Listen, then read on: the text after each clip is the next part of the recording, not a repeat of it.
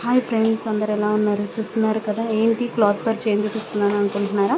ఏం లేదండి, last Friday రోజు అయితే నేను మీకు చెప్పాను కదా, ఫస్ట్ శుక్రవారం అయితే మీకు సింపుల్గా అయితే చేసుకున్నాం వరలక్ష్మి వ్రతం అనేసి.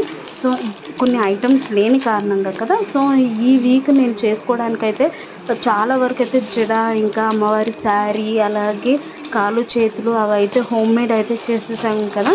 సో ఆ తర్వాత మెయిన్ ఇంపార్టెంట్ అమ్మవారి రూపం అన్నమాట. సో అమ్మవారి రూపం అయితే ఈరోజు అయితే తీసుకొచ్చేసాము.